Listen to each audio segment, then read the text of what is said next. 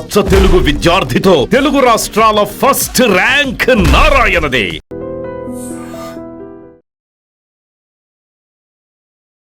ఐడ్రీమ్ ప్రేక్షకులందరికీ నమస్కారం. ఈ రోజు మనతో పాటు ఐకాన్ ఆస్ట్రాలజర్ గట్టుపల్లి సురేష్ బాబు గారు మనతో ఉన్నారు. మాట్లాడదాం. నమస్కారం అండి. జై శ్రీమన్నారాయణ. అయితే గురుగారు కాశీలో మరణిస్తే మోక్షం సిద్ధిస్తుందని అంటూ ఉంటారు. అయితే సాక్షాత్తు స్వయంగా శివుడే వచ్చి తారక మంత్రాన్ని ఉపదేశిస్తాడు అని చెప్పడం వెనుక ఉన్న ఆధ్యాత్మిక రహస్యం ఏంటి? అలాగే కాశీలో కేవలం మరణించడం వల్లనే మోక్షం లభిస్తుందా, లేదంటే వారి జీవితం మొత్తం చేసిన కర్మలు ప్రభావం పడతాయా అనేది వివరిస్తారా? ఖచ్చితంగా అండి. ముందు ఆ మహాశివుని గురించి మనం మాట్లాడుకునేప్పుడు కొంచెం ఓపిక, ధైర్యం కూడా కావాలి. ఎందుకంటే యావత్ ప్రపంచంలో ఎక్కడైనా సరే మనము ఏ దేవుని కొలుచుకున్నా కూడా అన్ని దారులు ఒక దారికే వెళ్తాయి అని చెప్పేసి అని మహాశివుడు రుద్రాభిషేకం మనకి ఎట్లయితే తనక నమ్మక చమ్మకం ఎలా అయితే ఉంటుందో అలానే రుద్రుడిని మనం కొలుచుకోవాలన్నా, ఆరాధించాలన్నా, అతని గురించి చెప్పుకోవాలన్నా కూడా మనలో కూడా కొంచెం ఆ ఇమ్యూనిటీ పవర్ ఉండాలి. రావణాసుడికైనా రాముడికైనా ఆ మహాశివుడే దేవుడిగా ప్రత్యక్షం అవుతుంటాడు. మహాశివుడే భక్తుడు, మహాశివుడి భక్తులు వీళ్ళంతాను.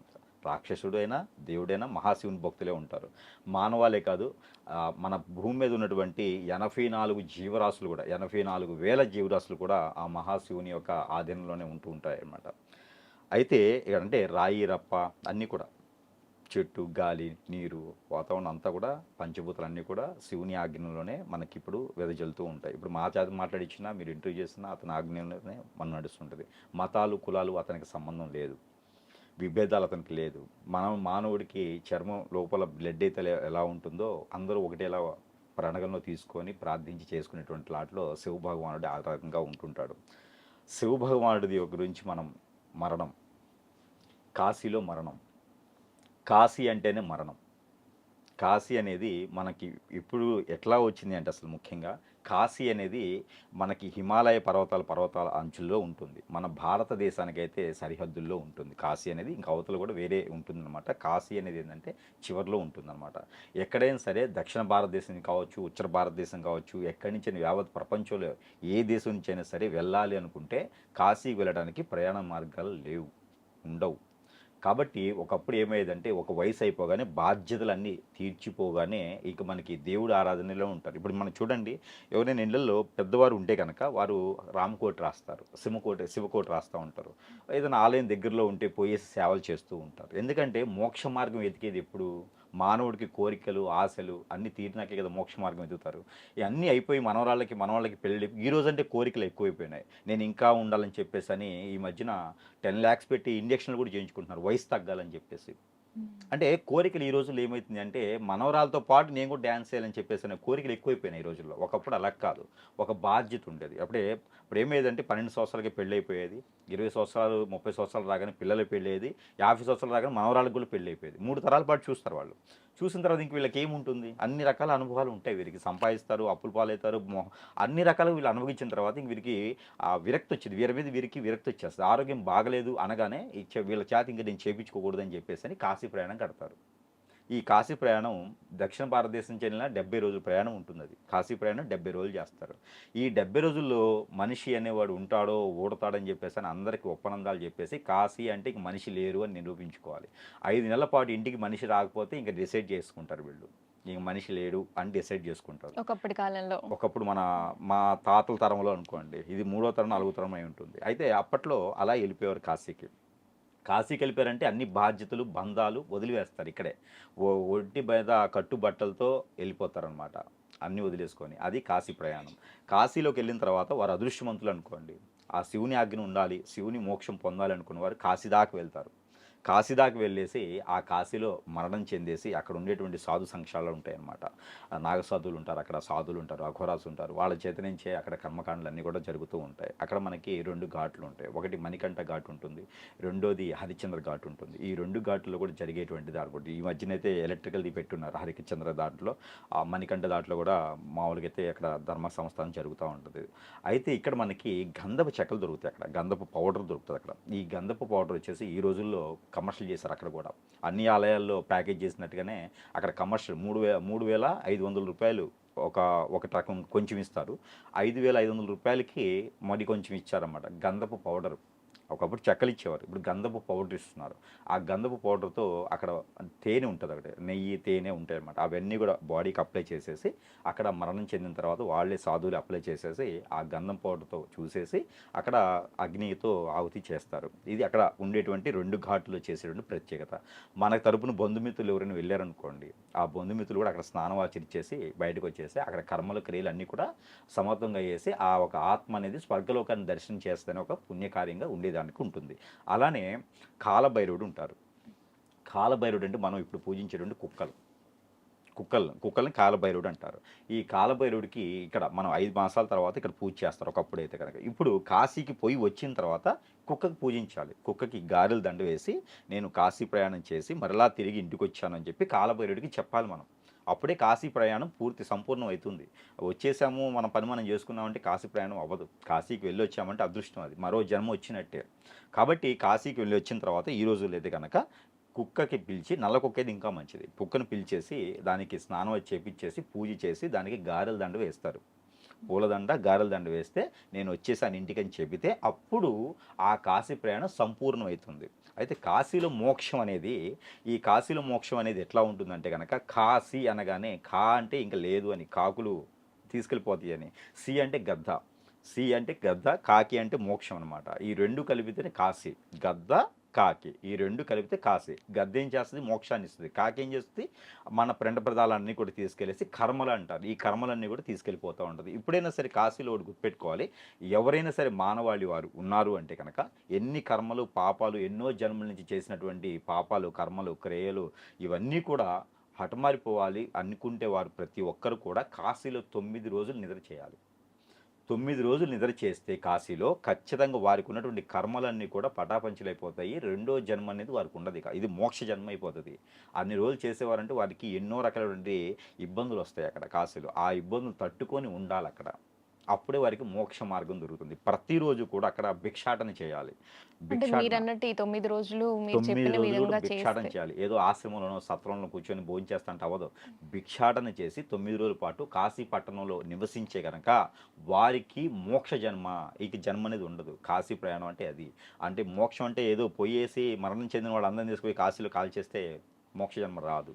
అక్కడ కాల్చేసి గంగా నదిలోనో యమునా నదిలోనో సరస్వతి నదిలో కలిపేస్తే మోక్ష జన్మ రాదు.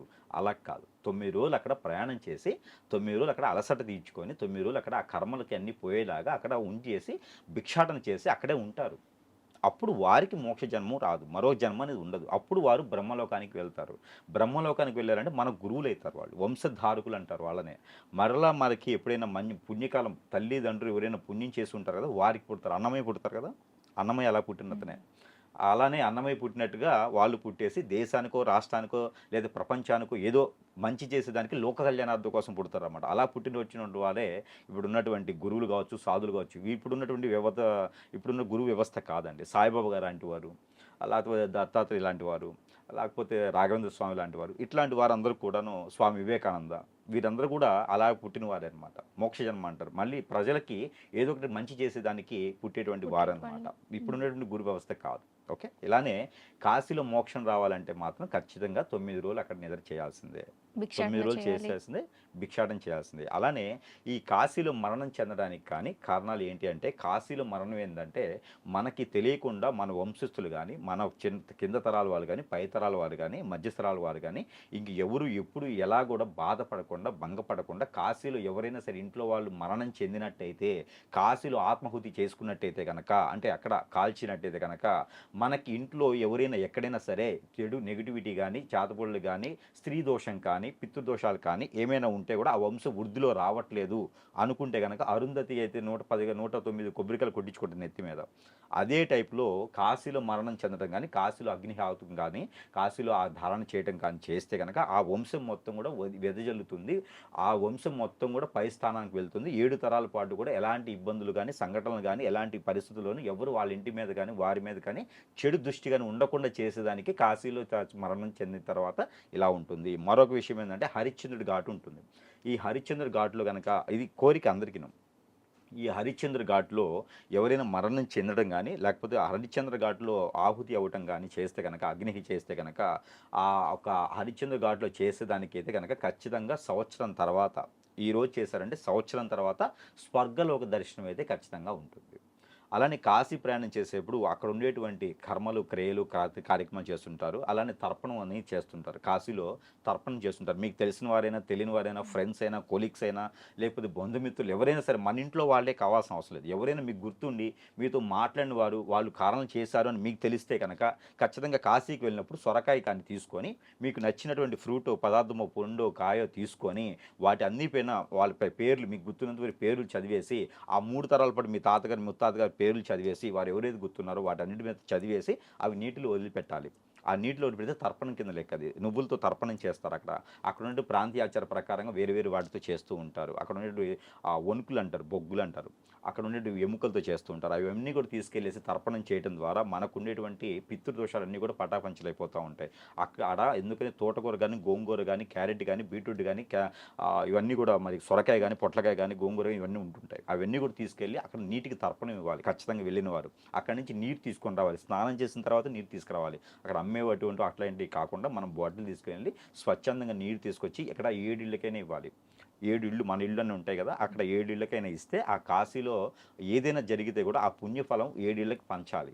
ఆ 7 ఇళ్ళకి పంచితేనే కాశీ ప్రయాణం అనేది సంపూర్ణమవుతుంది. ఇలా కాశీలో మనకి పుణ్యం రావాలి, కాశీలో మనకి పునర్జన్మ రాకుండా ఉండాలి, మనకి అన్ని రకాలుగా ఇబ్బందులు లేకుండా కాశీలో మరణం చెందడం ద్వారా మనకి పుణ్యకాలానికి వెళ్ళిపోతాం అనేది లేదు. ఇవన్నీ నియమాలు ఉంటాయి. అలా చేసుకునే పని అయితే కనుక మరణం చెందుతానని ప్రతి ఒక్కరు కాశీకి వెళ్ళిపోతారు. అలా కాదది. దానికి నియమము నిబంధ పద్ధతి ఇవన్నీ కూడా ఉంటాయన్నమాట. దీని తర్వాత చేసుకుంటేనే ఉంటుంది. కాశీ క్షేత్ర మహిమ గురించి, అలాగే కాశీలో మరణిస్తే అంటే ఎలాంటి నియమాలు పాటించడం వల్ల మోక్షం లభిస్తుంది అనే విషయాన్ని చక్కగా వివరించారు. ధన్యవాదాలండి. And for more videos, Please subscribe to iDream channel. Subscribe to iDream Media. Please subscribe to iDream. Please subscribe to iDream. Please subscribe iDream. And please subscribe to iDream. For more videos, subscribe to iDream. please like, share and subscribe to the channel. Congratulations, iDream. Subscribe to iDream. Subscribe to iDream. So subscribe to iDream Media. iDream ki iDream team andarki huge congratulations. Please subscribe iDream Media. Please subscribe to iDream. Subscribe iDream. Please subscribe to iDream. iDream అంటే నా కళల ఛానల్ను subscribe చేసుకున్న నోరు తిరుగుతలేదు, మీరైతే గంట గుర్తు కొట్టండి. For more such videos, please subscribe to iDream.